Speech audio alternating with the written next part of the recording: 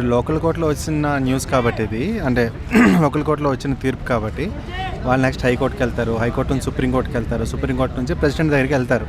ఇది లెవెల్స్. అంటే ఎవరికి ఉరిశిక్ష పడిన వాళ్ళకి ఉరిశిక్ష పడిన ఎవరు A2 క్యాండిడేట్ ఉన్నాడో ఆయనకి అనమాట.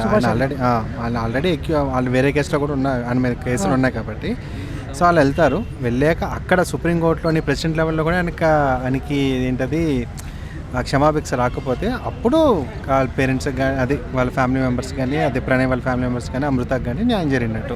ఇంకా లెవెల్స్ ఉన్నాయి కదా, లోకల్ కోర్టులోనే జరిగింది కదా.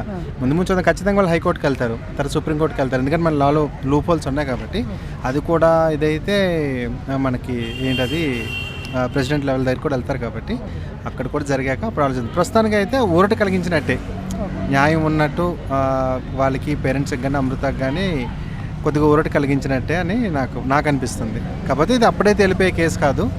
లోకల్ కోర్టులో తీర్పిచ్చినంత మాత్రాన అది అమలైపోయే వెంటనే అమలు చేసేది కూడా కాదు కదా.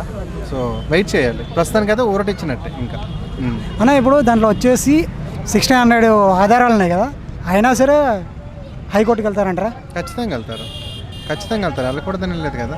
అంటే 1600 ఆధారాలు ఉన్నాయి కదా, అయినా కానీ దానికి వేరే వాళ్ళ తరపున వాళ్ళు కేసు వేసిన వాళ్ళు వాదిస్తారు, వాళ్ళకి మేము వెళ్తామని చెప్తారు. ఇప్పుడు నా దగ్గర ఒక పాయింట్ ఉందనుకోండి, 1600 పాయింట్లకు కూడా ఇప్పుడు నేను వాదించే ఒక స్ట్రాంగ్ పాయింట్ ఉందనుకోండి, ఆ పాయింట్ పెట్టుకుని హైకోర్టుకి వెళ్ళొచ్చు.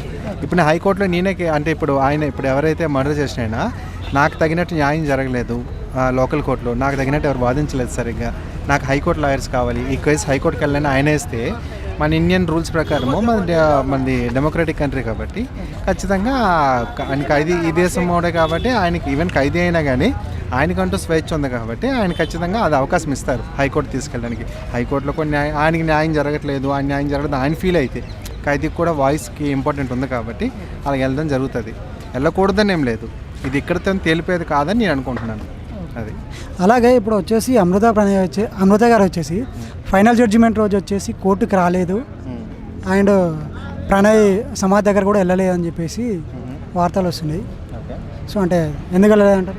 నాకు తెలియదండి, ఎందుకు వెళ్ళలేదని నాకేం తెలుసు. అంటే వాళ్ళ పర్సనల్ ఇష్యూ కదా అది ఆవిడ ఎందుకు వెళ్ళలేదనే విషయం అయితే నాకు తెలీదు. మేబీ తను ఇంట్లోనే ఉండొచ్చు, లేకపోతే తను ఇష్టదేవాన్ని మొక్కుంటూ ఉండొచ్చు, కేసు తనకి ఫేవర్గా జరగాలని లేకపోతే ప్రణయ్కి మంచిగా జరగాలని చెప్పి కోర్టుకి. ఇప్పుడు ఫర్ సపోజ్ అమృత వెళ్ళిందే అనుకోండి, ఎంత న్యూసెన్స్ అవుతుంది అక్కడ. అమృతాన్ని చూడడానికి జనాలు వస్తారు, అక్కడ మీడియా మళ్ళీ అందరూ మూగుతారు అమృత చుట్టే, అక్కడ అంత న్యూసెన్స్ కూడా అవ్వచ్చు. మేబీ పోలీసులు కూడా చెప్పుండొచ్చు మీరు రావద్దండి, మేబీ న్యూసెన్స్ జరగచ్చు మీరు వచ్చాక, ఇక్కడ మేము అది మేము కంట్రోల్ చేయలేకపోవచ్చు క్రౌడ్ని అని కూడా చెప్పుండొచ్చు. మనకి బ్యాక్ తెలియదు కదా ఏం జరిగిందో. మేబీ తను ఎందుకు రాలేదన్నది పర్సనల్ థింగ్, దానికి మనం అసలు దాని గురించి ఎక్కువ ఆలోచించడం కూడా అనవసరం.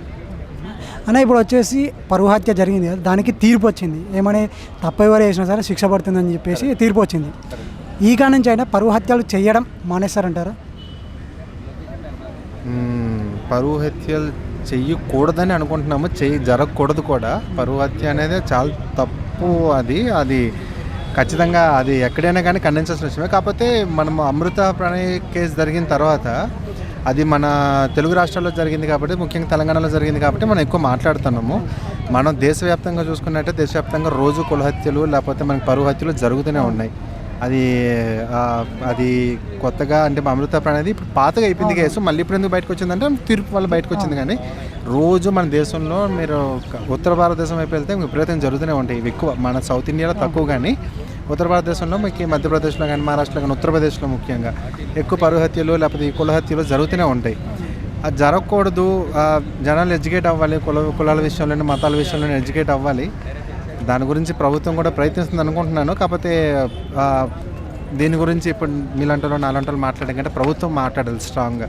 గవర్నమెంట్ ఎవరైతే రూలింగ్ గవర్నమెంట్ కానీ లేకపోతే అపోజిషన్ కానీ పరువు హత్యల గురించి కుల హత్యల గురించి వాళ్ళు స్ట్రాంగ్గా వాయిస్ కానీ మాట్లాడితే అసెంబ్లీస్లో కానీ ఇప్పుడు తెలంగాణ జరుగుతున్నాయి కదా ఇప్పుడు అసెంబ్లీ మీటింగ్స్. సో అసెంబ్లీలో కానీ రేవంత్ రెడ్డి గారు లాంటి వాళ్ళు లేకపోతే కేసీఆర్ గారు లాంటి వాళ్ళు కేటీఆర్ లాంటి వాళ్ళు దీని గురించి పరువు హత్యల గురించి కుల హత్యల గురించి కానీ స్ట్రాంగ్గా వాయిస్ వినిపించారనుకోండి, ఇప్పుడు నేను ఇక్కడ కృష్ణకాంత్ పార్క్ బయట కూర్చొని నా మాట కంటే వాళ్ళ మాట ఇంక స్ట్రాంగ్గా వినిపిస్తుంది. వాళ్ళ దగ్గర నుంచి అది జరగాలి, ఆగడానికి ఏం జరగాలి, ఏం చేయాలి. కానీ ఇంకోసారి అంటే జరిగితే దానికి ఇప్పుడు పోక్సో చట్టం కింద ఎలాంటి స్ట్రాంగ్ మనకి ఉన్నాయో అలాంటి సెక్షన్స్ అనేవి స్ట్రాంగ్ చేయాలి కులహత్యలకు కానీ లేకపోతే వీటి గురించి. ఎందుకంటే అమృతప్రాణ అనేది మన పాతదన్న కేసు మన కానిస్టేబుల్ని చంపిలే. ఇవి జరుగుతూనే ఉన్నాయి కానీ జరగకుండా ఉండడానికి అయితే స్ట్రాంగ్ చట్టాలు తీసుకోవాలి. పాక్సో లాంటి స్ట్రాంగ్ చట్టాలు తీసుకోవాలి ఖచ్చితంగా. సో దాని నుంచి ఆ జ్ఞాపకం నుంచి కొంచెం బయటికి రావాలంటే ఎట్లాంటి సపోర్ట్ ఉండాలి వాళ్ళకి? నాకు తెలిసి తను బయటికి రాలేదండి. ఎందుకంటే తన లైఫ్ కదా, ఇప్పుడు తను ఎంతో ఇష్టంతోనూ హ్యాపీగా లైఫ్ గడుపుదామని చెప్పి ఒక అబ్బాయిని ఇష్టపడి పెళ్లి చేసుకుంది.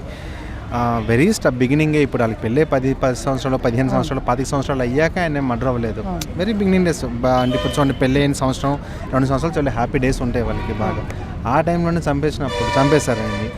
చంపేసిన తర్వాత అదేదో సైలెంట్గా జరిగిన మర్డర్ కాదు, అది నీకు పబ్లిక్లో జరిగింది. At the same time sensational అయిపోయింది స్టేట్లో. సో అది అమృతకు మాత్రం అది జీవితంతో అది పెద్ద దెబ్బే. అది తను మర్చిపోతుంది.